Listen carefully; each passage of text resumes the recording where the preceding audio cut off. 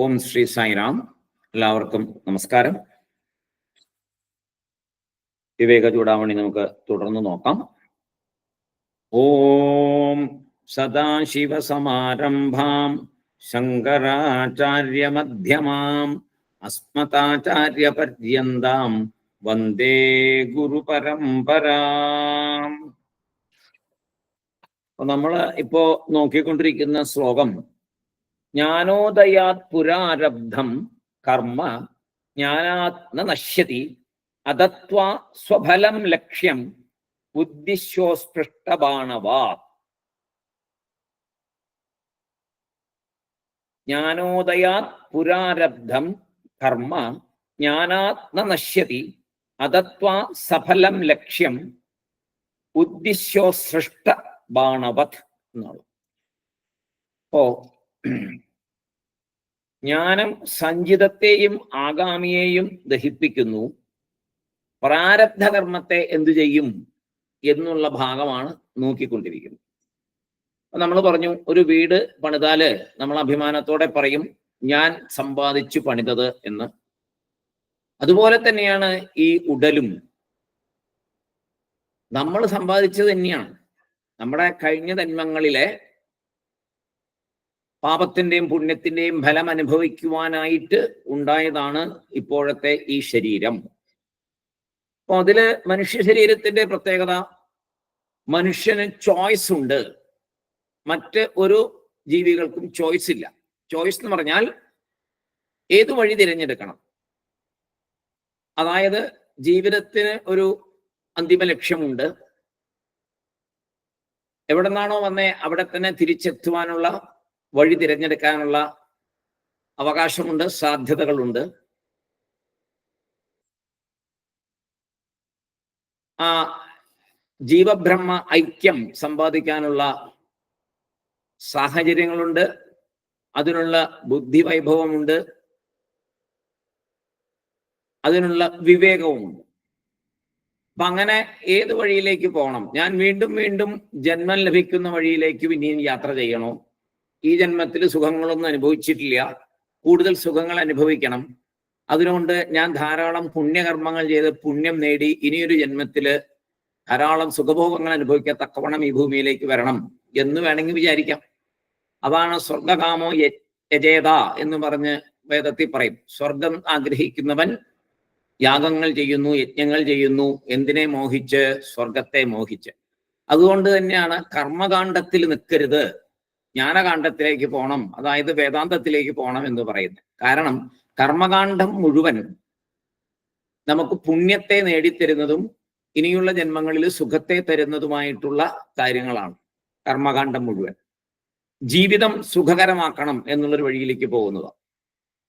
അതുകൊണ്ടാണ് ആൾക്കാർ പറയുന്നത്, ജ്ഞാനികൾ പറയുന്ന കർമ്മകാണ്ഡത്തിൽ മാത്രം നിൽക്കരുത്. ആകാം, എന്താ വെച്ചാൽ ആ കർമ്മകാണ്ഡത്തില് ധർമ്മപരമായി ജീവിച്ച് ഈ ശരീരം കിട്ടിയപ്പോ പല ആഗ്രഹങ്ങളായിട്ടാണ് വന്നിരിക്കുന്നത്. ആ ആഗ്രഹങ്ങൾക്ക് പൂർത്തീകരിക്കാനായിട്ട് ഈശ്വരനോട് പ്രാർത്ഥിക്കാം, കർമ്മം ചെയ്യാം, പല പല വഴിപാടുകൾ ചെയ്ത് നമ്മുടെ ദോഷങ്ങളെ കുറച്ച് പുണ്യങ്ങളെ കൂടുതൽ അനുഭവിക്കാനുള്ള ഒരു രീതിയിലേക്ക് നമുക്ക് പോകാം, തെറ്റില്ല. പക്ഷേ അവിടെ കുടുങ്ങിപ്പോകരുത്. അപ്പോൾ ഏതെങ്കിലും ഒരു ആഗ്രഹം ഉണ്ടെങ്കിൽ അത് തീരുമ്പോൾ അടുത്ത ആഗ്രഹം തലവെക്കാനുള്ള സാഹചര്യം ഉണ്ടാക്കരുത്. അവിടെയാണ് വിവേകം പ്രവർത്തിക്കേണ്ടത്. ഒരാഗ്രഹം ഉണ്ടായിരുന്നു, ഒരു വീട് വെക്കണം, ശരി, വീട് വെക്കണം, ആഗ്രഹം ഉണ്ടായി, അധ്വാനിച്ചു, ഭഗവാനോട് പ്രാർത്ഥിച്ചു, പുണ്യവും കൂടെ അതിനകത്ത് ഉണ്ടായിരുന്നത് കൊണ്ട് തീർച്ചയായിട്ടും അത് സാധിച്ചു, ഒരു വീട് വെച്ചു. അവിടെ ആ ആഗ്രഹം പൂർത്തീകരിച്ചു, അവിടെ നിർത്തിയേക്കണം. ഇപ്പൊ അങ്ങനെയല്ലല്ലോ. ഇപ്പൊ എന്താ, ഒരെണ്ണം കഴിഞ്ഞാൽ പിന്നെ ഉടനെ വേറെ എവിടെയെങ്കിലും ഒന്നുകൂടെ മേടിക്കണം, അല്ലെങ്കിൽ വേറൊരു ഫ്ലാറ്റ് മേടിക്കണം, അല്ലെങ്കിൽ കുട്ടികൾക്ക് വേണ്ടി 2 കൂടെ പണിതിടണം. ഇങ്ങനെയുള്ള ഇത് വന്നുകൊണ്ടേയിരിക്കും. അതാണ് മായയുടെ വിശേഷം. കലികാലത്തിന്റെ വിശേഷം, മായയുടെ വിശേഷം. മായ വിടത്തില്ല, മായ പുറകെ നിൽക്കും. ഒന്ന് കഴിയുമ്പോൾ അടുത്തതിലോട്ട് നമ്മളെ കൊണ്ടുപോകും. അങ്ങനെ പോയി കർമ്മങ്ങൾ ചെയ്തുകൊണ്ടിരിക്കും, വീണ്ടും പ്രാർത്ഥിക്കും, വീണ്ടും കർമ്മങ്ങൾ ചെയ്യും, വീണ്ടും സൽക്കർമ്മങ്ങൾ ചെയ്യും. ആ സൽക്കർമ്മങ്ങളെല്ലാം എന്തിനു വേണ്ടി പോകുന്നു? പുണ്യം നേടാനായിട്ട് പോകും. അവിടെയാണ് പ്രശ്നം. അപ്പൊ വീണ്ടും ശരീരം എടുക്കേണ്ടി വരും. പുണ്യം അനുഭവിക്കണ്ടേ, പുണ്യത്തിന്റെ സുഖം അനുഭവിക്കണ്ടേ, ശരീരം എടുക്കേണ്ടി വരും. നമ്മളിപ്പോ വന്ന പോലെ തന്നെ ഇനിയും വരേണ്ടി വരും. ഇവിടെയാണ് മനുഷ്യന് തിരിച്ചറിവ് ഉണ്ടാക്കുന്ന വേദാന്തം പറയുന്നത്. നിങ്ങൾ ഇങ്ങനെ പോയിക്കൊണ്ടിരുന്നാൽ ഈ സംസാര ചക്രത്തിൽ നിന്ന് നിങ്ങൾക്ക് മോചനം ഉണ്ടാവില്ല. അതുകൊണ്ട് ഏതെങ്കിലും ആഗ്രഹം ഉണ്ടെങ്കിൽ അത് ഒന്ന് പൂർത്തീകരിച്ച പിന്നത്തെ ആഗ്രഹം വരാതെ നോക്കണം. അതിനെന്ത് ചെയ്യണം? അതിന് യമനിയമാദികളൊക്കെ ശീലിക്കണം, വേദാന്തം പഠിക്കണം, വലിയ വലിയ ഗുരുക്കന്മാർ പറഞ്ഞു തരുന്ന കാര്യങ്ങളെ മനസ്സിലാക്കണം. ശരീരം കിട്ടി, മനുഷ്യ ശരീരം കിട്ടിയത് മഹാഭാഗ്യം. എൻ്റെ വെച്ചാൽ ഇപ്പോഴേ മോക്ഷം സമ്പാദിക്കാൻ പറ്റുള്ളൂ, മനുഷ്യ ശരീരത്തിൽ കൂടിയേ അത് സാധിക്കുള്ളൂ. അപ്പോ ഇപ്പോ അതിനെക്കുറിച്ചറിഞ്ഞ് ആ രീതിയിലേക്ക് പോകാൻ സാധിക്കണം. അപ്പോ ഈ സഞ്ചിതവും ആഗാമിയും ഒക്കെ ജ്ഞാനം കൊണ്ട് ദഹിപ്പിക്കണം. അതാണ് ഇപ്പൊ നമ്മൾ നോക്കിക്കൊണ്ടിരിക്കുന്നത്. അപ്പൊ പുരുഷാർത്ഥം, അതായത് ഒരു ഫ്രീ വിൽ നമുക്കുണ്ട്, ഏത് വേണമെങ്കിൽ സെലക്ട് ചെയ്യാനുള്ള അവകാശം ഉണ്ട് എന്ന് പറയുന്നു. അതേസമയം പ്രാരബ്ധത്തിന്റെ കുറെ ശരീരം കിട്ടിയതിൻ്റെതായ കർമ്മ പദ്ധതികൾ അനുസരിച്ചുള്ള കർമ്മതത്വം അനുസരിച്ചുള്ള കാര്യങ്ങൾ അനുഭവിക്കുകയും വേണം. അപ്പൊ അതില് എത്ര പരിശ്രമിച്ചാലും മാറ്റാൻ പറ്റാത്ത സാഹചര്യങ്ങളുമുണ്ട്, മാറ്റാൻ ബുദ്ധി ഉപയോഗിച്ച് ഈശ്വരാനുഗ്രഹം കൊണ്ട് വിവേകം കൊണ്ട് മാറ്റാകുന്ന കാര്യങ്ങളുമുണ്ട്. രണ്ടുമുണ്ട്, മാറ്റാൻ പറ്റാത്തവയുണ്ട്, മാറ്റാൻ പറ്റുന്നവയുമുണ്ട്. അതാണല്ലോ ചോയ്സ് ഉണ്ടെന്ന് പറയാൻ കാരണം. മാറ്റാൻ പറ്റാത്തവ ഏതാ? അച്ഛനമ്മ മാറ്റാൻ പറ്റില്ല, ജനിക്കുന്ന സ്ഥലം മാറ്റാൻ പറ്റില്ല, ജനിച്ച ശേഷം വേണമെങ്കിൽ അവിടെ നിന്ന് എവിടെയെങ്കിലൊക്കെ മാറിപ്പോകാനുള്ള ഒരു സാഹചര്യം നമുക്കുണ്ടാകാം. ജനിക്കുന്ന സ്ഥലം മാറ്റാൻ പറ്റത്തില്ല. നമ്മുടെ ജീവിതത്തിൽ ഉണ്ടാകുന്ന എൻ്റെ ഭാര്യ, എനിക്കുണ്ടാകുന്ന കുട്ടികൾ, ഇതൊക്കെ ആ പ്രാരബ്ധവശമായിട്ട് തന്നെ അത് വരും, വരാതിരിക്കില്ല, അത് അങ്ങനെയേ വരുള്ളൂ. പിന്നെ അവിടെ അതിനെ എങ്ങനെ, ആ വന്നതിനെ ഏത് രീതിയിൽ കാണണം എന്നുള്ളതാണ് വേദാന്തത്തിന്റെ പ്രത്യേകത. അതിനെ ഈ എൻ്റെ കർമ്മഫലമായിട്ട് കിട്ടിയതാണ്, അതുകൊണ്ട് ഞാൻ ഈ കിട്ടിയതിനെ ഏത് രീതിയിൽ ഉപയോഗിക്കുന്നു എന്നുള്ളതാണ് എൻ്റെ വിവേകം. അപ്പോ ഉള്ളത് കൊണ്ട് സംതൃപ്തിയാകുക, മനസ്സിനെ കൂടുതൽ ക്ഷോഭത്തിലേക്ക് പോകാതെ കാത്തുകൊള്ളുക, ഈശ്വരനെ ഭജിക്കുക, നല്ലതിന് വേണ്ടി പ്രവർത്തിക്കുക, ധർമ്മപരമായിട്ട് ജീവിക്കുക. അപ്പോ ഈ പ്രാരബ്ധം ഇതോടുകൂടി തീരും. ഈ പ്രാരബ്ധത്തിനോട് ഇനിയൊരു ആഗാമി കൂടെ ചേർത്ത് വെക്കാതെ, സഞ്ചിതത്തിലേക്ക് ആഗാമിയെ ചേർക്കാതെയുള്ള ഒരു ജീവിതം നയിക്കാൻ സാധിക്കും. അതിനൊരു ചോയ്സ് ഇവിടെ ഉണ്ട്. അതാണ് നമ്മൾ നോക്കിക്കൊണ്ടിരിക്കുന്നത്. അപ്പോ ഏത് കാര്യത്തിനും നമ്മൾ അതിൻ്റെ ഒരു റെസ്പോൺസിബിലിറ്റി ഏറ്റെടുത്തിട്ട് ചെയ്യുന്നതും അല്ലാതെ ചെയ്യുന്നതും തമ്മിൽ വ്യത്യാസമുണ്ട്. റെസ്പോൺസിബിലിറ്റി മറ്റുള്ളവരിൽ വെച്ചാൽ നമ്മുടെ മുന്നേറ്റത്തിന് അത് തടസ്സമാകും. കാരണം അപ്പൊ ഒരു ഡ്യൂട്ടി കോൺഷ്യസ്നെസ് ഉണ്ടാകില്ല. ഇതാണ് നമ്മൾ കഴിഞ്ഞ ദിവസം ശരിയായിട്ട് നോക്കിയ ഒരു ഭാഗം. ഇപ്പൊ ശാസ്ത്രം പഠിക്കണം, ശാസ്ത്രം പഠിച്ചിട്ട് എന്തുണ്ടാവണം? മനഃശുദ്ധി ഉണ്ടാവണം. ശാസ്ത്രം പഠിക്കണം, മനഃശുദ്ധി കൈവരണം. മനഃശുദ്ധി കൈവന്നു കഴിയുമ്പോൾ മെല്ലെ മെല്ലെ ജ്ഞാനോദയം ഉണ്ടാകും. അപ്പോ ഒരാൾക്കൊരു 40-ാം വയസ്സിൽ ജ്ഞാനം നേടും എന്ന് വിചാരിക്കുക. ഈ ജ്ഞാന സമ്പാദനത്തിന് ആരെല്ലാമാണ് അദ്ദേഹത്തെ സഹായിച്ചത്? അത് നമ്മൾ നോക്കണം. അവിടെയാണ് പ്രാരബ്ധ കർമ്മവുമായിട്ടുള്ള ബന്ധത്തെക്കുറിച്ചുള്ള കാര്യങ്ങൾ വരിക. ഈ ജ്ഞാനസമ്പാദനത്തിന് 40-ാം വയസ്സിൽ ജ്ഞാനസമ്പാദനത്തിന് പുറപ്പെട്ടു. ഈ ജ്ഞാനസമ്പാദനത്തിന് ആരെല്ലാം സഹായിച്ചു? അത് വേണ്ടപ്പോ നമ്മുടെ കാര്യം നോക്കാം. നമ്മളിപ്പോ കുറച്ച് ജ്ഞാനസമ്പാദനത്തിന് വേണ്ടി ഇറങ്ങിയിരിക്കുന്നവരാണല്ലോ. നമ്മളിപ്പോ ഒരു 60 വയസ്സിന് മേലെയാണ് നമ്മളൊക്കെ ഇതിനകത്തേക്ക് വന്നിരിക്കുന്നത്. അപ്പോ ഈ 60 വയസ്സിന് മേലെ ഇതിലേക്ക് വരാൻ ആരാണ് സഹായിച്ചേ? തീർച്ചയായിട്ടും നമ്മുടെ പ്രാരബ്ധമാണ് സഹായിച്ചേ. നമ്മുടെ പ്രാരബ്ധം സഹായിച്ചില്ലായിരുന്നെങ്കിൽ നമുക്ക് ഇങ്ങോട്ട് വരാൻ പറ്റുമോ? പറ്റില്ല. പ്രാരബ്ധം എങ്ങനെയൊക്കെയോ സഹായിച്ചിട്ടുണ്ട്, പല രീതിയിലും പല അനുഭവങ്ങൾ ഉണ്ടായി. ആ അനുഭവം സമയത്ത് നമ്മൾ ഈശ്വരനെ പ്രാർത്ഥിച്ചു. അപ്പൊ പലർക്കും ഈശ്വരാനുഗ്രഹം വ്യക്തമായിട്ടുണ്ടായ ആൾക്കാർ തന്നെയായിരിക്കും നിങ്ങളെല്ലാവരും. ഈശ്വരന്റെ അനുഗ്രഹം പല സന്ദർഭങ്ങളിലും അപ്രതീക്ഷിതമായിട്ട് തന്നെ നമുക്ക് ഫലങ്ങൾ തന്നിട്ടുള്ള അവസരങ്ങൾ ഉണ്ടാവും, പ്രതീക്ഷിക്കാതെ. അപ്പൊ അവിടെയൊക്കെ പ്രാരബ്ധം, നമ്മൾ വിചാരിക്കാതെ തന്നെ പല കാര്യങ്ങളും നടന്നിട്ടുണ്ട്. അതൊക്കെ പ്രാരബ്ധം നേടിത്തന്നിട്ടുള്ളതാണ്. അങ്ങനെ ഇപ്പോൾ ഈ ആത്മീയ പാതയിലേക്ക് മുന്നേറാനുള്ള ആ ഒരു മാനസികാവസ്ഥയിലേക്ക് എത്തിച്ചതും പ്രാരബ്ധം തന്നെയാണ്. അപ്പൊ നമ്മുടെ പ്രാരബ്ധം മോശമാണ് എന്ന് പറയാൻ പറ്റുമോ? പറ്റില്ല. അതാണ് മനസ്സിലാക്കേണ്ടത്. അവിടെയാണ് ശരിയായിട്ടുള്ള വിജയം. നമ്മുടെ കഴിഞ്ഞു പോയ കാലത്തെ ആ പ്രവർത്തനങ്ങൾ, നമ്മുടെ പ്രാരബ്ധങ്ങൾ നമ്മളെ നല്ലതിലേക്കാണ് നയിച്ചത്, നമ്മളെ ആത്മീയ പാതയിലേക്കാണ് നയിച്ചത്, നമ്മളെ കൂടുതൽ ഈശ്വരവിശ്വാസത്തിലേക്കാണ് നയിച്ചത്, നമ്മളെ മനഃശുദ്ധി ഉണ്ടാക്കാൻ പ്രേരിപ്പിക്കുന്ന കാര്യങ്ങൾ ചെയ്യണം എന്നതിലേക്കാണ് നയിച്ചത്, മന ഏകാഗ്രത കിട്ടാനുള്ള കാര്യങ്ങൾ ചെയ്യണം എന്നതിലേക്കാണ് നയിച്ചത്. ജീവിതത്തിന്റെ അന്തിമ ലക്ഷ്യം ഈശ്വര സാക്ഷാത്കാരമാണ്, ജീവബ്രഹ്മ ഐക്യമാണ് എന്ന മഹത്തത്വത്തെ മനസ്സിലാക്കാൻ നമ്മുടെ പ്രാരബ്ധം നമ്മളെ നയിച്ചു. അപ്പൊ നമ്മുടെ പ്രാരബ്ധം മോശമാണോ നല്ലതാണോ? നമ്മുടെ പ്രാരബ്ധം തീർച്ചയായിട്ടും വളരെ നല്ല പ്രാരബ്ധമായിരുന്നു എന്ന് മനസ്സിലാക്കി സന്തോഷമായിട്ടിരിക്കണം. അങ്ങനെ ഈ പ്രാരബ്ധം നമുക്ക് മാത്രമല്ല എത്രയോ പേർക്ക് പ്രയത്നിച്ച് ജ്ഞാനം നേടാനുള്ള വഴി കാട്ടിക്കൊടുത്തിട്ടുണ്ട് ഈ പ്രാരബ്ധം. അപ്പൊ പ്രാരബ്ധത്തെ ഒരിക്കലും എപ്പോഴും പ്രാരബ്ധം എന്ന് പറയാൻ മോശമാണെന്ന് മാത്രം വിചാരിക്കാൻ പാടില്ല. ശങ്കരാചാര്യർ പറയുന്നു, ജ്ഞാനം വന്ന ഉടനെ അത് സഞ്ചിതത്തെ ദഹിപ്പിച്ച് കളയും. അതിൽ നിന്ന് സഞ്ചിതത്തിൽ നിന്ന് കുറച്ചെടുത്തിട്ടാണല്ലോ നമ്മൾ ഇങ്ങോട്ട് വന്നത്. ആ സഞ്ചിതത്തെ മൊത്തം ജ്ഞാനം ദഹിപ്പിച്ച് കളയും. അത് പിന്നെ നമ്മളെ ബാധിക്കുകയില്ല. അവിടെ നിന്നൊന്നും എടുത്ത് ഇങ്ങനെ വരണ പരിപാടിയൊന്നും ഇല്ല. പിന്നെ പ്രാരബ്ധത്തിന്റെ അടുത്ത് പോയി ജ്ഞാനം പറയും, നീ കാരണമാണല്ലോ ഞാൻ ഇവിടെ വന്നത്. ഇത് രസകരമായിട്ട് ശങ്കരാചാര്യർ പറഞ്ഞിട്ടുണ്ട് ഇവിടെ. പ്രാരബ്ധത്തിന്റെ അടുത്ത് പോയിട്ട് ജ്ഞാനം പറയുകയാണ്, നീ കാരണമാണല്ലോ ഞാൻ ഇവിടെ വന്നത്. അതിനാൽ നന്ദി സൂചകമായി നിന്നെ ഞാൻ വെറുതെ വിടുന്നു. അതായത് നീ ഇവിടെ ഇരുന്നോ, കുഴപ്പമില്ല, ഈ പ്രാരബ്ധം എന്റെ കൂടെ ഇരുന്നോട്ടെ, കുഴപ്പമൊന്നുമില്ല. ഈ ശരീരം പതിക്കുന്നത് വരെ, ശരീരത്തിന്റെ എത്ര കാലമാണ് ഈ ശരീരത്തിനെ തീരുമാനിച്ച് ഇങ്ങോട്ട് വന്നത്, ആ ശരീരത്തിന്റെ കാലയളവ് തീരുന്നത് വരെ അല്ലയോ പ്രാരബ്ധമേ നീ കൂടെ ഇരുന്നു, കുഴപ്പമില്ല, നീയാണല്ലോ എന്നെ ഇവിടേക്ക് എത്തിച്ചേ, എനിക്ക് സന്തോഷമുണ്ട്. നമ്മളെന്നാണ് പറയണ്ടേ. നമ്മൾ എന്താ പ്രാരബ്ധത്തിനോട് പറയണ്ടേ? അല്ലയോ പ്രാരബ്ധമേ, ഓക്കെ, വളരെ സന്തോഷമുണ്ട്, ഞങ്ങളെ ഈ വഴിയിലേക്ക് കൊണ്ടുവന്നല്ലോ, ഞങ്ങൾ വളരെ സന്തോഷവാന്മാരാണ്, സന്തോഷവതികളാണ്, അതുകൊണ്ട് എവിടെ ഇരുന്നോളൂ, കുഴപ്പമൊന്നുമില്ല. അല്ലാണ്ട് പ്രാരബ്ധം എന്ന് പറഞ്ഞുകൊണ്ട് നമ്മൾ ദുഃഖിക്കരുത്, വിഷമിക്കരുത്.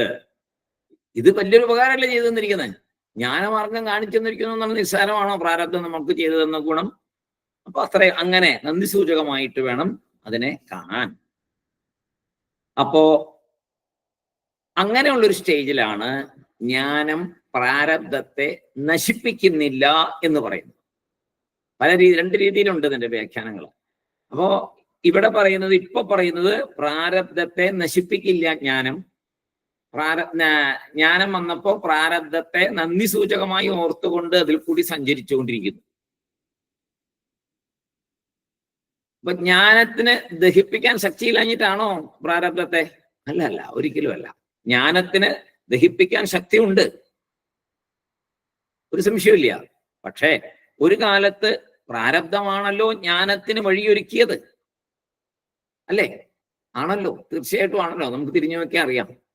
ചില പ്രത്യേക കാരണങ്ങൾ കൊണ്ടാണ് നമ്മൾ കൂടുതൽ ഈശ്വരനിലേക്ക് എടുത്തിട്ടുള്ളത്. എല്ലാവരുടെ ജീവിതത്തിലും കാണാം. ഓരോ സന്ദർഭങ്ങളിൽ നമ്മൾ ഈശ്വരനിലേക്ക് എടുക്കാൻ കാരണമുണ്ടായ കാര്യങ്ങൾ കാണും. അതുകൊണ്ടാണ് നമ്മൾ കൂടുതൽ അടുത്തതും കൂടുതൽ ഭഗവാനെ ആശ്രയിച്ചതും ശരണാഗതിയിലേക്ക് പോയതും ഒക്കെ. അപ്പോ പ്രാരബ്ധമാണ് ആ ജ്ഞാനത്തിന് വഴിയൊരുക്കിയത്. അതിനാൽ അല്ലയോ പ്രാരബ്ധമേ, നിന്നെ ഞാൻ ആദരിക്കുന്നു, ദഹിപ്പിക്കുന്നില്ല. അതാണ് അതിന്റെ രസകരമായിട്ടൊരു ഭാഗമാണ്. നിന്നെ ഞാൻ ആദരിക്കുന്നു, ദഹിപ്പിക്കുന്നില്ല.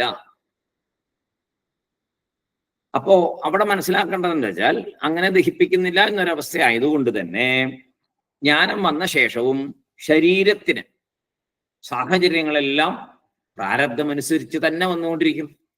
പ്രാരബ്ധത്തെ ദഹിപ്പിച്ചു കളഞ്ഞിട്ടില്ല, അതിനെ വെറുത്തിട്ടില്ല. വന്നോളൂ, നമുക്കൊന്നിച്ച് യാത്ര ചെയ്യാം എന്നാണ് പറഞ്ഞിരിക്കുന്നത്. അപ്പോ പല സാഹചര്യങ്ങളും വന്നുകൊണ്ടിരിക്കും. ശരീരം കിട്ടുന്നതിന് മുമ്പ്, ശരീരം വരുമ്പോ തന്നെ തീരുമാനിച്ച സംഭവങ്ങളുണ്ടല്ലോ. നേരത്തെ പറഞ്ഞല്ലോ, ശരീരം വരുമ്പോഴേ ഫിക്സഡ് ആണ് ഇന്ന കാര്യങ്ങളെല്ലാം. ആ തീരുമാനിച്ചതെല്ലാം നടക്കാനായിട്ട് സന്തോഷത്തോടുകൂടെ നമ്മൾ ഈ കൂടെ യാത്ര ചെയ്യും. ഈ ശരീരവും കൊണ്ട് നമ്മൾ യാത്ര ചെയ്യും. അതാണ് മനസ്സിലാക്കേണ്ടത്. നമ്മൾ ഈ ശരീരവും കൊണ്ട് യാത്ര ചെയ്യുക അതിന്റെ കൂട്ടത്തില്. അതനുസരിച്ച് തന്നെ വരും. പക്ഷേ അതിനെ കൈകാര്യം ചെയ്യുന്ന രീതിയിലാണ് ജ്ഞാനം കൊണ്ട് മാറ്റം വരുന്നത്. പ്രാരബ്ധത്തെ കൈകാര്യം ചെയ്യുന്ന രീതിയിലാണ് മാറ്റം വരുന്നത്. അതിനാലാണ് ജ്ഞാനം വന്ന ശേഷം ജ്ഞാനി ജീവിക്കുന്ന രീതിയെ ജീവൻ മുക്തന്റെ ജീവിതം. ഭഗവത്ഗീതയില് ഒരു പ്രത്യേക ഭാഗത്ത് കുറെ ശ്ലോകങ്ങൾ പറഞ്ഞിട്ടുണ്ട്. ജീവൻ മുക്തൻ എങ്ങനെയാണ് ജീവിക്കുന്നത്, ജീവൻ മുക്തനെ കണ്ടാൽ എങ്ങനെ തിരിച്ചറിയാം, അയാളുടെ പ്രവൃത്തി എങ്ങനെയാണെന്നൊക്കെ വിശദമായിട്ട് പറഞ്ഞിട്ടുണ്ട് ജീവൻ മുക്തന്റെ.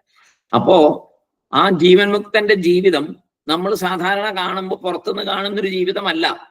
പുറത്തുനിന്ന് കാണുമ്പോൾ നമ്മൾ നമ്മളുടെ ആംഗിളിലല്ലേ നോക്കുന്നേ. ജീവൻ മുക്തന്റെ ആംഗിളിലാണ് അതിനെ നേരിടുന്നത്. അപ്പൊ രണ്ടും ഒരുപോലെ ആയിരിക്കില്ല. നമ്മൾ കാണുന്നത് സാധാരണ ലൗകിക രീതിയിലാണ് ജീവൻമുക്തന്റെ ശരീരത്തെയും അസുഖത്തെയും കിടപ്പിലാവുന്നതും അവർക്ക് ചികിത്സ കൊടുക്കുന്നതും ഇങ്ങനെ പലതും നമ്മൾ കാണാം. പ്രായമായിട്ട് വരുന്നതും ഒരുപാട് ബുദ്ധിമുട്ടുകൾ നമുക്ക് നോക്കുമ്പോൾ അയ്യോ കഷ്ടമാണല്ലോ ഇങ്ങനെ ഇനി ഇത്രയും അനുഭവിക്കുന്നത് എന്നൊക്കെ നമുക്ക് തോന്നാം. ഇത്രയും വലിയ അറിവുണ്ടായിട്ട് ഈ ഗുരുവിന് ഇങ്ങനെ അനുഭവങ്ങൾ വരുന്നല്ലോ എന്ന് നമ്മുടെ വെർഷൻ, നമ്മുടെ പുറത്തുനിന്ന് ലൗകികമായിട്ടുള്ള വെർഷൻ. പക്ഷെ അവരെ സംബന്ധിച്ചിടത്തോളം അവരെങ്ങനെയാ അതിനെ കാണുന്നത്? നേരത്തെ പറഞ്ഞ പോലെ പ്രാരബ്ധമേ ശരി, ഓക്കെ, നിന്റെ ജോലിയൊക്കെ തീർത്തിച്ച് നീ പൊക്കോ, ഏതായാലും ഞാൻ ഈ ജന്മം കൂടിയല്ലേ, ഇതെന്റെ പരാന്തകാലം എന്ന് നേരത്തെ പറഞ്ഞു, ഇതെന്റെ അവസാനത്തെ മരണമാണ് ഈ മരണം, ഇനി എനിക്ക് ശരീരമൊന്നും ഉണ്ടാവില്ല, ഞാൻ എന്താ പറയാ, ഞാൻ ആരാണെന്ന് ഞാൻ മനസ്സിലാക്കി കഴിഞ്ഞു, സർവ്വസ്ഥലത്തും നിറഞ്ഞിരിക്കുന്ന ആ ശക്തി തന്നെയാണ് ഞാൻ, എന്റെ കഴിഞ്ഞ ജന്മങ്ങളിലെ പ്രാരബ്ധം കൊണ്ട് എനിക്ക് ഈ ശരീരം കിട്ടി, ഇനിയിപ്പോ ഞാനത് തിരിച്ചറിഞ്ഞു കഴിഞ്ഞു, ഞാൻ ഈ ശരീരമല്ല എന്ന് ഞാൻ തിരിച്ചറിഞ്ഞു കഴിഞ്ഞു, അതുകൊണ്ട് ഇനി എനിക്ക് ശരീരമൊന്നും വരില്ല. അപ്പൊ അതുകൊണ്ട് ആ കുറച്ച് പ്രാരബ്ധം എന്നെ ഇപ്പൊ നല്ല വഴിയിലേക്ക് നയിച്ചില്ലേ, വന്നോളൂ, കൂടെ വന്നോളൂ, കുറച്ച് ദിവസം നമുക്ക് ഒന്നിച്ച് പോവാം എന്ന് പറഞ്ഞ് അവർ സമീപിക്കുന്ന രീതിയിലാണ് ജ്ഞാനം ഇവിടെ മാറ്റം വരുത്തിയിരിക്കുന്നത്. അതായത് ജീവിച്ചിരിക്കുമ്പോൾ തന്നെ ലൗകിക സങ്കടങ്ങളിൽ നിന്ന് മുക്തനായവൻ. എങ്ങനെ മുക്തനായവൻ? ലൗകിക ശാരീരിക മാനസിക ബുദ്ധിമുട്ടുകളിൽ നിന്ന് മുക്തനായവനാണ് മുക്തപുരുഷൻ. എങ്ങനെയാ മുക്തനാവുന്നേ? ഫിസിക്കലി അല്ല, മാനസികമായി മുക്തനായവനാണ്. അതാണ് നമ്മൾ മനസ്സിലാക്കേണ്ടത്. നമുക്ക് പലപ്പോഴും നമ്മുടെ ഒരു ചിന്ത, ഒരു ദൈവിക ശക്തി ലഭിച്ച ഒരാള്, അതായത് ജ്ഞാനം ലഭിച്ച ഒരാള്, അയാൾക്ക് ഒരു കുഴപ്പങ്ങളും വരാൻ പാടില്ലെന്നാണ്. നമ്മുടെ ശരീരത്തിന് ഒരു പ്രശ്നവും വരാൻ പാടില്ല, അയാൾ എപ്പോഴും ഇങ്ങനെ പൂർണ്ണ ആരോഗ്യമായിട്ടും ചെറുപ്പമായിട്ടും എന്നും ഇങ്ങനെ ഇരിക്കണം, ഇതൊക്കെയാണ് നമ്മുടെ മനസ്സിലെ വിചാരം. അല്ലെങ്കിൽ പിന്നെ എങ്ങനെയാ അങ്ങേർക്ക് വലിയ ജ്ഞാനം ഉണ്ടെന്ന് പറയുന്നത്, അങ്ങേർക്ക് ഭയങ്കര ഈശ്വര അനുഗ്രഹമുള്ള ആളാണ്, ഈശ്വരീയ ശക്തിയുള്ള ആളാണെന്നൊക്കെ എങ്ങനെയാ നമ്മൾ വിശ്വസിക്കുക?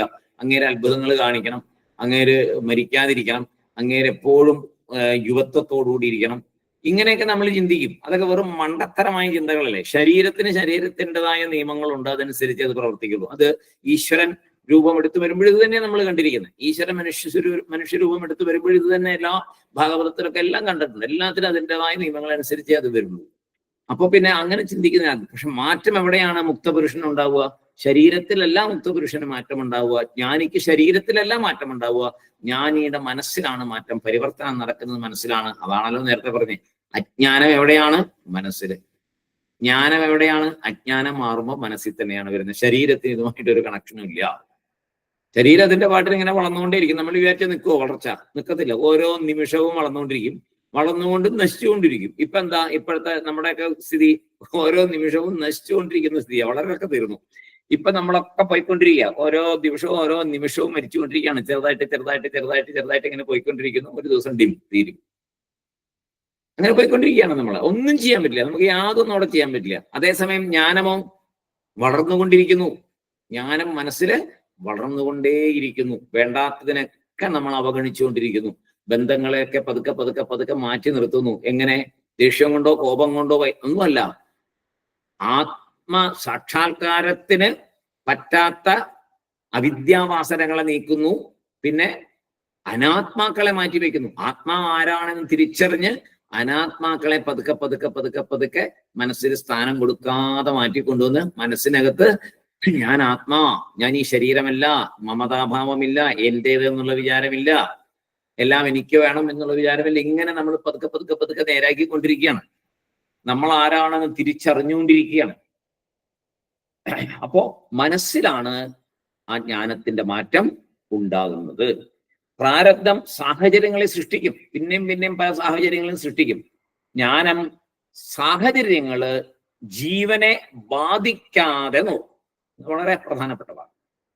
പ്രാരബ്ധം സാഹചര്യങ്ങളെ സൃഷ്ടിച്ചുകൊണ്ടേ ഇരിക്കും. ജ്ഞാനം സാഹചര്യങ്ങൾ ജീവനെ ബാധിക്കാതെ നോക്കും. ബാധിക്കാതെ എന്ന് പറഞ്ഞാൽ കാണുമ്പോൾ പ്രശ്നങ്ങളില്ലെന്നുള്ളതല്ല, മനസ്സിൽ അതിൻ്റെ പ്രകമ്പനങ്ങൾ ഉണ്ടാകാതെ നോക്കും. അവിടെയാണ് ജ്ഞാനം.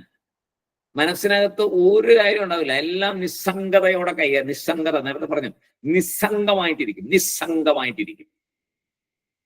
അതിന് പ്രാക്ടീസ് തുടങ്ങണം, നേരത്തെ പ്രാക്ടീസ് തുടങ്ങണം. നിസ്സംഗമായിട്ടിരിക്കാൻ പ്രാക്ടീസ് തുടങ്ങണം. അങ്ങ് പ്രാക്ടീസ് തുടങ്ങി വിജയിക്കുന്നുണ്ടെങ്കിൽ അതിന്റെ അർത്ഥം ജ്ഞാനം പതുക്കെ നമ്മളിൽ പ്രകാശിക്കാൻ തുടങ്ങുന്നു എന്നാണ്. നോക്കണം നിസ്സംഗമായിട്ടിരിക്കാൻ പറ്റുന്നുണ്ടോ ഓരോ സാഹചര്യത്തിലും. അപ്പൊ ചിലർ കുടുംബത്തിൽ ചിലർ പറഞ്ഞ് നിസ്സംഗത കാണിക്കുമ്പോൾ ചിലപ്പോ കൂടെയുള്ളവർ പറയും ഇയാൾ എന്നാ മനുഷ്യനാ, ഹൃദയമില്ലാത്തവനാന്ന് പറയും. അതൊന്നും മൈൻഡ് ചെയ്യേണ്ട കാര്യമില്ല. നിസ്സംഗത ഉള്ളില്, പുറത്തേക്ക് പോട്ടെ. പുറത്തേക്ക് ഇപ്പൊ ഒരു അടുത്ത് മരണം ഉണ്ടായി, ബന്ധുക്കൾ ആരെങ്കിലും മരിച്ചു, അല്ലെങ്കിൽ തൊട്ടടുത്ത് എവിടെയെങ്കിലും മരണം ഉണ്ടായി, അവിടെ പോകാതിരിക്കലോ കാണാതിരിക്കലോ അല്ല നിസ്സംഗത.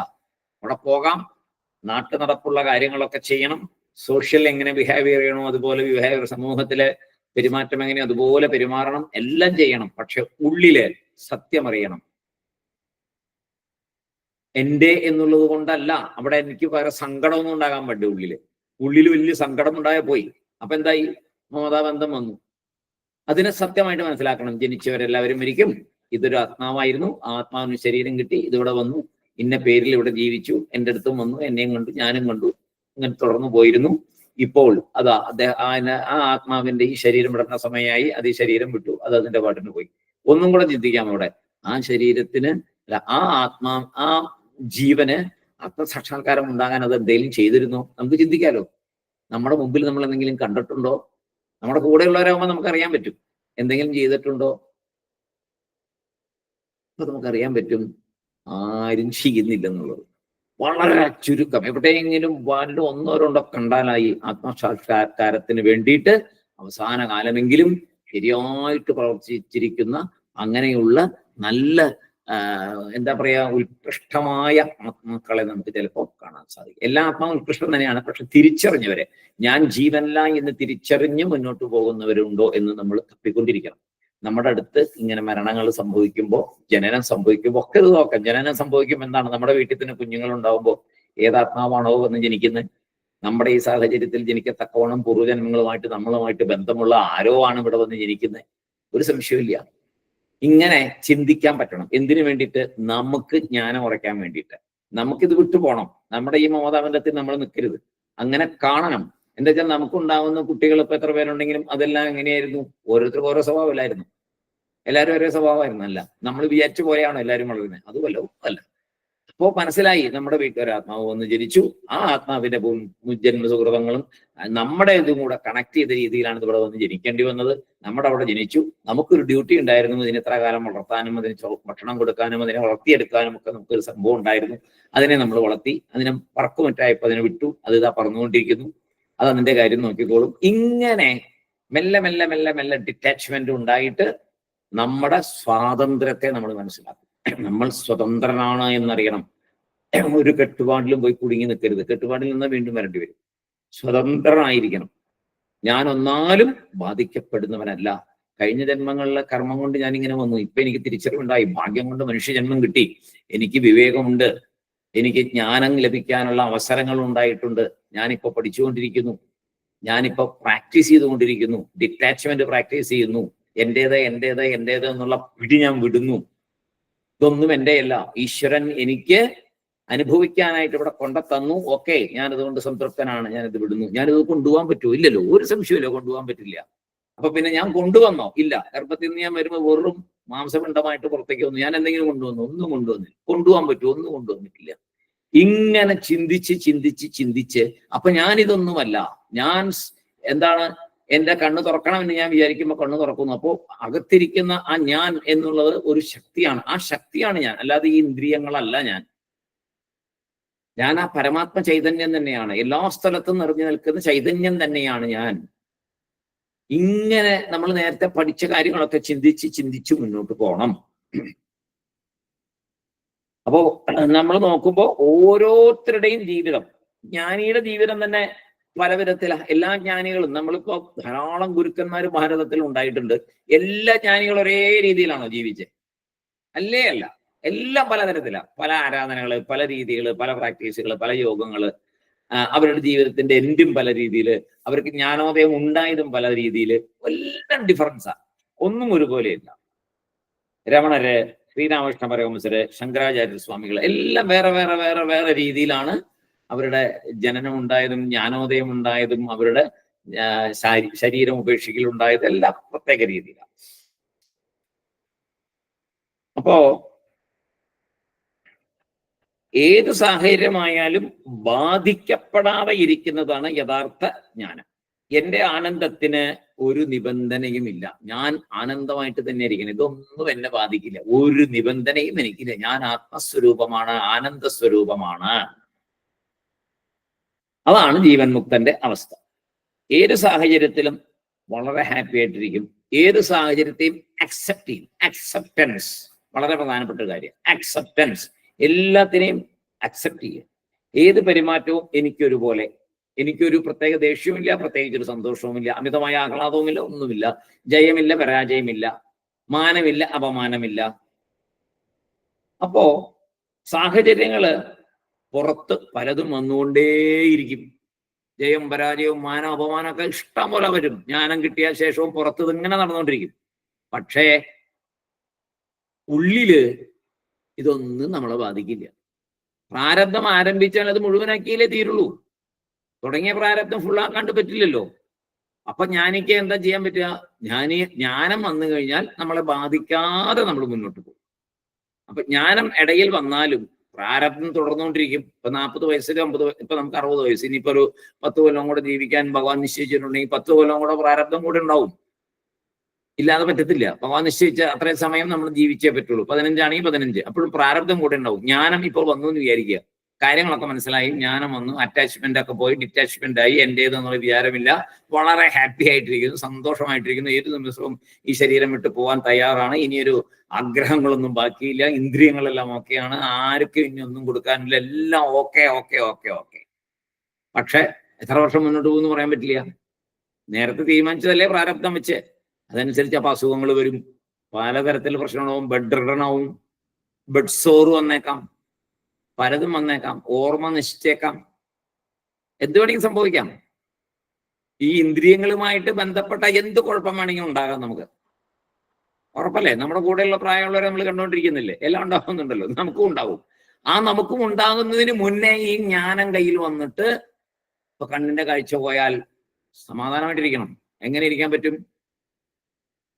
എനിക്ക് തന്നിട്ടുള്ള കാലാവധി തീർന്നു, ഇത്രയും കാലത്തേക്ക് എനിക്ക് തന്നിട്ടുള്ളായിരുന്നു, ഓക്കെ, അവിടെ കൊണ്ട് തീർക്കണം. കഷ്ടപ്പാടുണ്ടാവും, പ്രശ്നം ഉണ്ടാവും. പക്ഷേ മനസ്സിന്റെ ഉള്ളിൽ അത് നമ്മളെ ബാധിക്കാതെ നോക്കണം. ചെവി കേൾക്കാണ്ടാവും, ഭക്ഷണം കഴിക്കാൻ ബുദ്ധിമുട്ടുണ്ടാവും, പല്ലെല്ലാം കുഞ്ഞു പോകും, എല്ലാ പ്രശ്നങ്ങളും ഉണ്ടാവും. ചുക്കി ചുളിയും, ശരീരം എണീറ്റ് നടക്കാൻ പറ്റാണ്ടാവും, കാലുവേദന, മുട്ടുവേദന എല്ലാം ഉണ്ടായിക്കൊണ്ടിരിക്കുന്നുണ്ടല്ലോ. തുടങ്ങിയില്ലോ, പലതും തുടങ്ങി.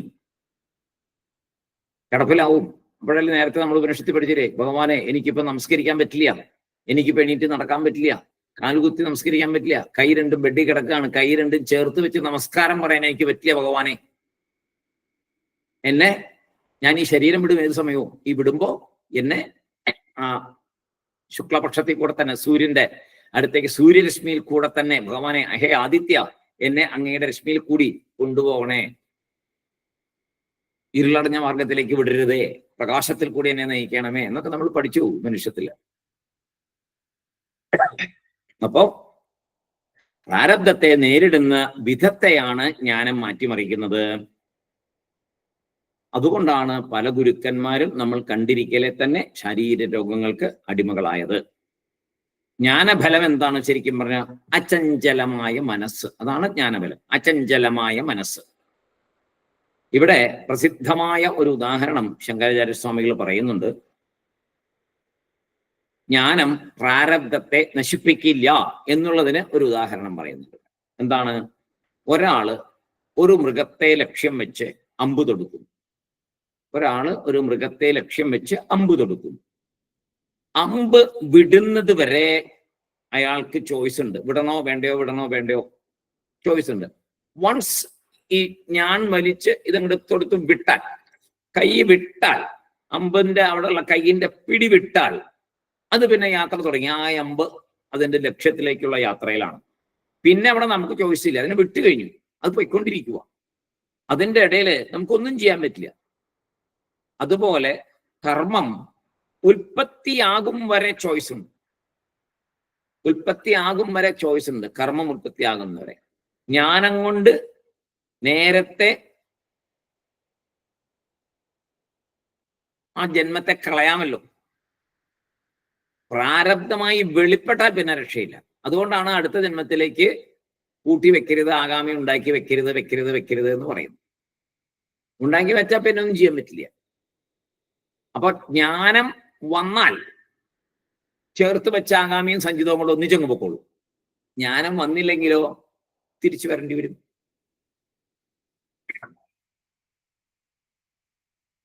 അപ്പോ അനുഭവിച്ചേ മതിയാകൂ. ഏത്? ഒരു വായിൽ നിന്നൊരു വാക്ക് വീണാൽ അത് വീണതാണ്, പിന്നെ ഒന്നും ചെയ്യാൻ പറ്റില്ല.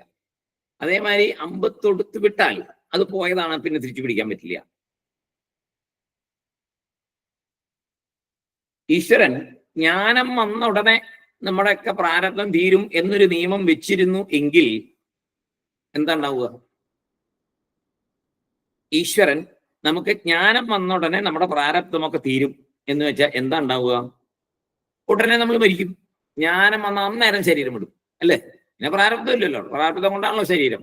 പ്രാരബ്ധം ഉടനെ നശിക്കുമെങ്കിൽ ജ്ഞാനം വന്ന ഉടനെ മരിക്കും. ഇനി അങ്ങനെയാണ് സംഭവിച്ചാൽ ലോകത്തിൽ എന്തുണ്ടാവും? ജീവന് കാരണം പ്രാരബ്ധമാണ്. പ്രാരബ്ധമെങ്കിൽ ജീവനുമില്ല. അപ്പോ നമുക്ക് ഈ ഉപദേശങ്ങൾ തരാൻ ഈ ലൂമുഖത്ത് ആരും ഉണ്ടാവില്ല. ജ്ഞാനം വന്ന ഉടനെ ഒരാൾ മരിക്കുകയാണെങ്കിൽ നമുക്ക് ആര് ജ്ഞാനം പറഞ്ഞു തരും? നമുക്ക് എങ്ങനെ ഗുരുക്കന്മാരുണ്ടാവും? ഈ ഭാരതത്തിലെ എത്രയോ 10,000-കണക്കിന് ഗുരുക്കന്മാരുണ്ടായി. കാരണം എങ്ങനെയാണ്? ജ്ഞാനമുണ്ട്, അവർക്ക് പ്രാരബ്ധം കൊണ്ട് അവർ പിന്നെയും മുന്നോട്ട് വന്നു. ആ സമയത്ത് നമുക്ക് പറഞ്ഞു തന്നു എങ്ങനെയാണ് ജ്ഞാനം ലഭിക്കുക. അല്ലെങ്കിൽ നമുക്ക് പറഞ്ഞുതരാൻ ആളില്ലല്ലോ. ജ്ഞാനം വന്നിട്ട് ഒരാൾ മരിച്ചു പോയാൽ പിന്നെ എങ്ങനെ പറഞ്ഞുതരാൻ പറ്റുക? പറഞ്ഞുതരാൻ പറ്റില്ല, ആർക്കും പറഞ്ഞുതരാൻ പറ്റില്ല. നമുക്കറിയാവോ ഇയാൾ ജ്ഞാനം കൊണ്ടാണോ മരിച്ചത്, എങ്ങനെയാ മരിച്ചത് നമുക്കറിയാൻ പറ്റുമോ? അറിയാൻ പറ്റില്ല. അപ്പോ ജീവന് കാരണം പ്രാരബ്ധം. പ്രാരബ്ധം ഇല്ലെങ്കിൽ ജീവനുമില്ല. അപ്പൊ ക്ലാസ് എടുക്കാനും ജ്ഞാന സമ്പാദനത്തിന് വഴി പറഞ്ഞു കൊടുക്കാനും ജ്ഞാനികൾ ഉണ്ടാവില്ല. എങ്ങനെയാണെങ്കിൽ ജ്ഞാനം വന്ന ഉടനെ പ്രാരബ്ധം തീർന്ന് മരിക്കുമെങ്കിൽ. അപ്പോ അജ്ഞാനി മാത്രം ഇവിടെ ബാക്കിയാവും. ഇവിടെ ഉള്ളവരെല്ലാവരും അജ്ഞാനികളായിരിക്കും.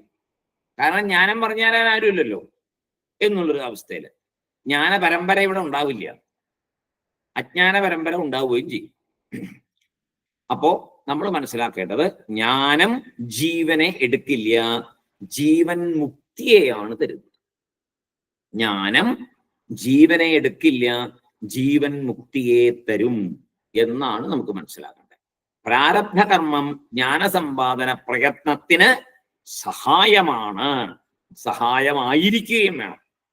നമ്മുടെ പ്രാരബ്ധ കർമ്മങ്ങള് ജ്ഞാനസമ്പാദന പ്രയത്നത്തിന് സഹായമാണ്, സഹായമായിരിക്കണം. ജ്ഞാനം കിട്ടിയവര് ജീവനോടെ ഇരുന്നാലേ ജ്ഞാനം ഉപദേശിക്കാനുള്ള ഗുരുക്കന്മാർ നമുക്ക് ഉണ്ടാവുകയുള്ളൂ.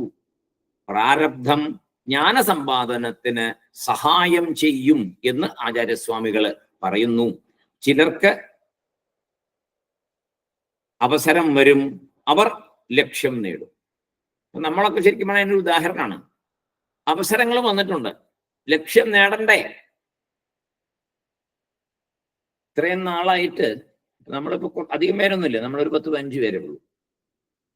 പക്ഷേ ഓരോ ദിവസം പോലും മുടങ്ങാതെ എല്ലാ ക്ലാസ്സും അറ്റൻഡ് ചെയ്ത്, ഏറ്റവും ബോറിംഗ് ആണിത് മറ്റുള്ളവർക്ക്. നിങ്ങൾ നോക്കിക്കോളൂ, ഒരാൾക്കും ഇത് ഇഷ്ടപ്പെടത്തില്ല. ഈ വിവേക ചൂടാമണിയോ തത്വബോധമോ ഉപനിഷത്തോ ഒന്നും ഒറ്റ മനുഷ്യന് ഇഷ്ടമല്ല. ഇത് പറഞ്ഞു തുടങ്ങിയാൽ വേറെ വല്ല വർത്താനം പറയും, അല്ലെങ്കിൽ ഇരുന്ന് ഉറങ്ങും, പുസ്തകം വല്ല കൊടുത്തായിരുന്നു ഉറങ്ങും, പഠിക്കില്ല, ഒന്നും ചെയ്യില്ല. ഇതിലേക്കൊന്നും വരാൻ പറ്റില്ല. അതുകൊണ്ട് വളരെ വളരെ വളരെ മഹാഭാഗ്യമാണ് ലഭിച്ചിരിക്കുന്നതെന്ന് ഓർക്കുക. അതുകൊണ്ട് എന്ത് വേണം? ലക്ഷ്യം നേടണം. ഇത്രയും അധ്വാനിച്ച് ഇത്രയും ഭാവം കൊണ്ട് എത്തിച്ചിട്ട് ലക്ഷ്യം നേടാതിരിക്കാവോ? അപ്പൊ നമുക്ക് അവസരം വരും, വന്നിട്ടുണ്ട്. അതാണ് ചിലർക്ക് അവസരം വരും എന്ന് പറയുമ്പോൾ നമ്മൾ ഓർക്കണം, നമ്മളെ കുറിച്ച് നമുക്ക് അവസരം വന്നിട്ടുണ്ട്, നമ്മൾ ഈ അവസരത്തെ ഉപയോഗിക്കണം. ചിലർക്ക് അവസരം വരും, അവർ ഉപയോഗിക്കില്ല. നമുക്ക് അവസരം വന്നിട്ടുണ്ട്, നമ്മൾ ഉപയോഗിക്കണം. ജ്ഞാനിക്കും പ്രാരബ്ധമുണ്ട് എന്ന് പറഞ്ഞ് ശങ്കരാചാര്യസ്വാമികള് കൂടുതൽ ഹയർ ലെവലിലുള്ള കാര്യങ്ങൾ പറയുന്നുണ്ട്. പ്രാരബ്ധകർമ്മം കൂടെ ഉണ്ട് എന്ന് ജ്ഞാനി ചിന്തിക്കില്ല. അത്ര ജ്ഞാനി ഒരിക്കലും പ്രാരബ്ധം എൻ്റെ കൂടെയുണ്ട് എന്ന് ചിന്തിക്കില്ല. കാരണം ജ്ഞാനം വന്നല്ലോ, പിന്നെ അങ്ങനെ ചിന്തിക്കുവോ? ചിന്തിക്കില്ല. പ്രാരബ്ധം എൻ്റെ കൂടെ ഉണ്ടല്ലോ എന്ന് പറഞ്ഞ് നമ്മളല്ലേ വിഷമിക്കുന്നത്. ജ്ഞാനിക്ക് അങ്ങനെ ഒരു ചിന്തയില്ല. കാരണം ജ്ഞാനം തന്നെ, ജ്ഞാനിയാണ് അത് തന്നെ. ആത്മസ്വരൂപത്തിൽ ഇരിക്കുമ്പോ പിന്നെന്ത് പ്രാരബ്ധം? ഞാൻ ആത്മാവിനെ തിരിച്ചറിഞ്ഞാൽ പിന്നെന്ത് പ്രാരബ്ധം? നമ്മൾ കണ്ടില്ലേ, രമണ മഹർഷിയൊക്കെ കണ്ടിട്ടില്ലേ? എന്ത് പ്രാരബ്ധം? അവിടെ വല്ല പ്രാരബ്ധം ഉണ്ടോ? നമുക്ക് തോന്നും, അയ്യോ സുഖമില്ലല്ലോ, കയ്യിൽ സുഖമില്ലല്ലോ, കാസുമില്ലല്ലോ, നടക്കുന്ന കണ്ടില്ലേ, ഇരിക്കുന്ന കണ്ടില്ലേ, ശരീരം കണ്ടില്ലേ, എന്തെല്ലാം വ്രണങ്ങളാണ്, മറ്റതാണ് മറിച്ചതാണ്, നമുക്ക് ഒരുപാട് തോന്നും. ശ്രീരാമകൃഷ്ണ പരമഹംസർക്ക് ക്യാൻസർ വന്നപ്പോൾ നമുക്ക് തോന്നിയില്ലേ, ഇത്രയും വലിയ ജ്ഞാനിയായിട്ട് ക്യാൻസർ വന്ന് എന്താ ഇവിടെയൊക്കെ എന്ത് ഈശ്വരൻ എന്താ ഇടപെടാതെ എന്നൊക്കെ നമുക്ക് പലതും തോന്നാമല്ലോ. അവർക്കൊന്നും ഒരു അസുഖം വരാൻ നമുക്ക് ഇഷ്ടം, ഗുരുക്കന്മാർക്ക് അസുഖം വരുന്നത് നമുക്ക് സഹിക്കാൻ പറ്റില്ല. അപ്പൊ ഭഗവാൻ ബാബ എന്തുണ്ടായി, എന്റെ ഹിപ്പെല്ല് മാറ്റി ഒടിഞ്ഞിട്ട് ഹിപ്പെല്ല് മാറ്റി വെച്ചു. ഭഗവാൻ വീൽ ചെയറിലായി. എത്ര നാൾ ഭഗവാൻ വീൽ ചെയറിലായിരുന്നു. അത് കഴിഞ്ഞ് ഭഗവാൻ ശരീരം ഉപേക്ഷിച്ചു. ഇതെല്ലാം നടന്നില്ലേ? അപ്പൊ അങ്ങനെ നമുക്ക് ആലോചിച്ച് കഴിഞ്ഞാൽ അതെങ്ങനെ ശരിയാവണേ? ആ ലെവലിലേക്ക് നമ്മുടെ മനസ്സ് ഉയർന്നിട്ടില്ല. അതുകൊണ്ട് നമുക്ക് മനസ്സിലാക്കാൻ പറ്റാത്തേ. നമ്മൾ മുന്നിൽ പോകുമ്പോൾ മനസ്സിലാവും. ഇപ്പൊ നമുക്ക് മനസ്സിലാക്കാൻ പറ്റാത്തത് നമ്മൾ ആത്മീയമായിട്ട് ഉയർന്നിട്ടില്ല. അതുകൊണ്ട് തന്നെ നമ്മൾ ജ്ഞാനം വന്നില്ല. അതുകൊണ്ട് തന്നെ ജ്ഞാനം വന്നാൽ നമുക്കിതെല്ലാം മനസ്സിലാവും. ഇപ്പൊ കുറേശ്ശെ മനസ്സിലാവുന്നുണ്ട് അല്ലേ? അങ്ങനെ ചെയ്യണം വേണം എന്നൊക്കെ ചെറുതായിട്ടൊക്കെ ഒരു ചെറിയ രീതിയിൽ ഒരു ചെറിയ മിന്നലൊക്കെ ഉണ്ടകത്ത്. അത് പോരാ, കൂടുതൽ അതിലേക്ക് എത്തണം. അജ്ഞാനികളായ ആൾക്കാരാണ് പറയാ ജ്ഞാനിതേ പ്രാരബ്ധം അനുഭവിച്ചുകൊണ്ടിരിക്കുന്നു. അജ്ഞാനികളാണ് അങ്ങോട്ട് പറയാ പ്രാരബ്ധം അനുഭവിച്ചുകൊണ്ടിരിക്കുന്നതേ, പ്രാരബ്ധം അനുഭവിച്ചിരിക്കും. കണ്ടില്ലേ എന്തൊരു ബുദ്ധിമുട്ടാണ്, അദ്ദേഹം വലിയ ഗുരുവാണ്, പറഞ്ഞിട്ട് എന്താ കാര്യം, കണ്ടില്ലേ അനുഭവിക്കുന്നത്, എത്ര നാളും ഇങ്ങനെ കിടക്കേണ്ടി വരുമോ എന്നൊക്കെ നമ്മൾ പറയും. നമ്മൾ അജ്ഞാനികളായതുകൊണ്ട് നമ്മൾ പറയും. അവരിതൊന്നും അറിയുന്നുണ്ടാവില്ല. അവരാ ശരീരപാദം കഴിച്ച് ഇങ്ങനെ എപ്പോഴാണോ ശരീരം വിടണേ അതിങ്ങനെ പ്രതീക്ഷിച്ചിരിക്കുന്നു. സങ്കടമല്ല, സന്തോഷത്തോടെ ഇരിക്കുന്നു. പ്രതീക്ഷിച്ചത് പോയി കിട്ടി ആ കഴിഞ്ഞല്ലോ എന്ന് വിചാരിച്ച് സന്തോഷത്തോടെ ഇരിക്കുന്നു. ജ്ഞാനോദയം വന്നു കഴിഞ്ഞല്ലോ, ആത്മാവിനെ തിരിച്ചറിഞ്ഞല്ലോ, സർവ്വസ്ഥലത്തും നിറഞ്ഞിരിക്കുന്നത് ഞാനാണെന്ന് അറിഞ്ഞു കഴിഞ്ഞു, ഈശ്വരൻ ഞാൻ തന്നെ അറിഞ്ഞു, എല്ലാം ഞാൻ തന്നെയാണെന്ന്, എന്നിൽ നിന്ന് വേറെ ഒന്നും ഇല്ലെന്ന് അറിഞ്ഞു കഴിഞ്ഞു, എല്ലാത്തിനോടും സ്നേഹം. ഇവിടെ എന്താ പറയണമെന്ന് നോക്കാം. ഈ ശ്ലോകം ഒന്ന് നോക്കിയിട്ട് നമുക്ക് ഇന്നത്തെ ക്ലാസ് നടത്താം. ജ്ഞാന ഉദയാത് പുര ആരബ്ധം. എന്താണ് ജ്ഞാനോദയാത് പുരാരാരബ്ധം എന്ന് പറഞ്ഞാൽ? ജ്ഞാനം വരുന്നതിന് മുമ്പേ ആരംഭിക്കപ്പെട്ടത്. പുരാ ആരബ്ധം. ജ്ഞാന ഉദയാത് പുര ആരബ്ധം. ജ്ഞാനം ഉദിക്കുന്നതിന് മുമ്പേ തുടങ്ങിയത് എന്ത്? കർമ്മ. അങ്ങനെ തുടങ്ങിയ കർമ്മം, അത് കർമ്മഫലം കഴിഞ്ഞ ജന്മങ്ങളിലേത്. ജ്ഞാനാത് നശ്യതി. ജ്ഞാനം കൊണ്ട് ആ കർമ്മം നശിക്കുന്നില്ല. പ്രാരബ്ധം അങ്ങനെ ഫിക്സ് ചെയ്ത് വന്നിരിക്കുന്നതുകൊണ്ട് നശിക്കുന്നില്ല. കാരണം പല കാരണങ്ങൾ പറയാം. എന്താണ്? ഒന്ന്, പ്രാരബ്ധം ജ്ഞാന സമ്പാദനത്തിന് സഹായിച്ചിട്ടുണ്ട്. അത് പറയാലോ. അതുകൊണ്ട് നമ്മി സൂചകമായിട്ട് കൂടെ കൊണ്ടുപോകണമെന്ന് പറഞ്ഞു. പ്രാരബ്ധം ജ്ഞാന സമ്പാദനത്തിന് സഹായിച്ചിട്ടുണ്ട്. അതത്വാ സഫലം. പ്രാരബ്ധം ബലം കൊടുക്കാതെ നശിക്കില്ല. അങ്ങനെയും പറയുന്നുണ്ട്. പ്രാരബ്ധം എപ്പോഴും അതിന്റെ ബലത്തെ കൊടുത്തിട്ടേ നശിക്കുള്ളൂ എന്നാ പറയുന്നത്. അതിന് ഒരു ഉദാഹരണം ഈ ശ്ലോകത്തിൽ പറഞ്ഞത്, ഒരു ലക്ഷ്യം ഉദ്ദേശിച്ച്, ലക്ഷ്യം ഉദ്ദിശ്യ ഉത്സൃഷ്ടമാണത്. ലക്ഷ്യത്തിലേക്ക് തൊടുത്തു വിട്ട ബാണം, ലക്ഷ്യത്തിലേക്ക് തൊടുത്തു വിട്ട അമ്പ് ലക്ഷ്യത്തിൽ തന്നെ ചെന്ന് പതിക്കും. അതിന് ആ ലക്ഷ്യത്തിലേക്ക് തൊടുത്ത ശേഷം നമുക്ക് അതിനെ തിരിച്ചെടുക്കാനോ അതിനെ വഴി മാറ്റി വിടാനോ പറ്റില്ല. ലക്ഷ്യത്തിലേക്ക് തൊടുത്ത ശേഷം നമുക്ക് ഇവിടെ ചോയ്സ് ഇല്ല. അത് ലക്ഷ്യത്തിലേക്ക് തന്നെ പോകും. ഇതിനെ കൂടുതലായിട്ട് അടുത്ത ഒരു ശ്ലോകത്തിൽ കുറെ കൂടെ കൂടുതലായിട്ട് ഇതിനെക്കുറിച്ച് ആചാര്യസ്വാമികൾ വിവരിക്കുന്നുണ്ട്. ആ ശ്ലോകം നമുക്ക് അടുത്ത ദിവസം നോക്കാം. ഇപ്പോ തൽക്കാലം മനസ്സിലാക്കേണ്ടത്, ഈ ശ്ലോകത്തിൽ നിന്ന് മനസ്സിലാക്കേണ്ടത് എന്താ വെച്ചാൽ, രണ്ട് രീതിയിലും ആചാര്യസ്വാമികൾ ഇതിനെ സമീപിക്കുന്നുണ്ട്. ഈ പ്രാരബ്ധത്തെ, ജ്ഞാനം വന്ന ശേഷം പ്രാരബ്ധത്തിന് എന്ത് സംഭവിക്കുന്നുള്ളതിനെ രണ്ട് രീതിയിൽ ആചാര്യസ്വാമികൾ പറഞ്ഞ് മനസ്സിലാക്കുന്നുണ്ട്. ഒന്ന്, അജ്ഞാനികള് ആയിട്ടുള്ള ആൾക്കാർക്ക് എങ്ങനെയാണ് ഇത് തോന്നുക എന്നും, ഒന്ന് ജ്ഞാനം വന്ന ശേഷം ശരിക്കും ജ്ഞാനികൾ എങ്ങനെയാണ് ഇതിനെ സമീപിക്കുക എന്നുള്ളത്. അതാണ് നമ്മൾ മനസ്സിലാക്കേണ്ടത്. നമ്മൾ മനസ്സിലാക്കിയാലേ നമ്മുടെ മനസ്സിലെ കൺഫ്യൂഷൻ മാറുകയുള്ളൂ. ജ്ഞാനികൾ എങ്ങനെയാണ് പ്രാരബ്ധത്തെ കാണുക, അജ്ഞാനികൾ ജ്ഞാനികളുടെ പ്രാരബ്ധത്തെ എങ്ങനെയാ കാണുക. അത് രസകരമായൊരു കാര്യമാണ്. നമ്മൾ അജ്ഞാനികളാണ്. നമ്മള് ഈ ഗുരുക്കന്മാരുടെയൊക്കെ പ്രാരബ്ധത്തെ കാണുന്നത് അയ്യോ ഇഷ്ടം, എന്ത് ചെയ്യാം, ഇത്രയൊക്കെ ആയിട്ടും എന്നുള്ള രീതിയിലാണ്. ജ്ഞാനികളോ അതാണ് പറഞ്ഞത്, അല്ലയോ പ്രാരബ്ധമേ, എന്നെ ഈ ജ്ഞാനം വരാൻ നീ സഹായിച്ചുവല്ലോ, അതുകൊണ്ട് നിനക്ക് അനുവദിച്ചിരിക്കുന്ന സമയം തീരുന്നിടം വരെ നമുക്കൊന്നിച്ച് യാത്ര ചെയ്യാം. മാത്രമല്ല എനിക്ക് നിന്നോട് നന്ദിയുമുണ്ട്, നീ എന്നെ ഈ വഴിയിലേക്ക് കൊണ്ടുവന്നല്ലോ. അതുകൊണ്ട് തന്നെ ഇപ്പൊ എനിക്ക് ഒന്നിലും ബാധിക്കപ്പെടാതെ ഇരിക്കാൻ എനിക്ക് സാധിക്കുന്നു, അതിനും നന്ദിയുണ്ട്. ഇങ്ങനെയുള്ള ഒരു അപ്രോച്ച് വളരെ രസകരമായിട്ടുള്ളൊരു കാര്യമാണ് വിവേക ചൂഡാമണിയില് ഈ ഒരു അപ്രോച്ചിന് നമുക്ക് പഠിപ്പിച്ചു തന്നത്. അപ്പോ ലക്ഷ്യത്തിലേക്ക് തൊടുത്ത ശേഷം നമുക്ക് ചോയ്സ് ഇല്ല. അതുപോലെയാണ് പ്രാരബ്ധം എന്ന് ഈ ശ്ലോകത്തിൽ പറഞ്ഞിവിടെ നിർത്തി. അടുത്ത ശ്ലോകത്തിൽ അതിന്റെ ബാക്കി ഭാഗങ്ങളും കൂടെ നമുക്ക് നോക്കാം. ഇത്രയും പറഞ്ഞുകൊണ്ട് നമുക്ക് ഇന്നത്തെ ഇതിവിടെ നിർത്താം. കൂടുതൽ ഒത്തിരി കോംപ്ലിക്കേഷനുള്ള ഭാഗങ്ങളാണ്. അപ്പോൾ വളരെ ശ്രദ്ധാപൂർവം ഇത് മനസ്സിലാക്കി വെക്കണം. ഇനിയിപ്പോൾ എൻ്റെ വീഡിയോ വരുമ്പോൾ വീണ്ടും കേട്ട് ഉറക്കണം ഈ ഭാഗം. അത്ര എളുപ്പമല്ല. അതിന് ഭഗവാൻ തന്നെ അനുഗ്രഹിക്കട്ടെ എന്ന് പ്രാർത്ഥിച്ചുകൊണ്ട് നമുക്ക് ഇവിടെ നിർത്താം. ഓം പൂർണ്ണമദ പൂർണ്ണമിദം പൂർണ്ണാത് പൂർണ്ണമുദച്യത്തെ പൂർണ്ണസ്യ പൂർണ്ണമാദായ പൂർണ്ണമേവാവശിഷ്യത്തെ. ഓം ശാന്തി ശാന്തി ശാന്തി. ഹരി ഓം തത്സത്. ബ്രഹ്മാർപ്പണമസ്തു. എല്ലാവർക്കും സായിറാം. അടുത്ത ദിവസം വീണ്ടും കാണാം. Sairam sir. Sairam. Sairam sir. Sairam. Sairam sir. Sairam. Sairam. Sairam sir. Sairam sir.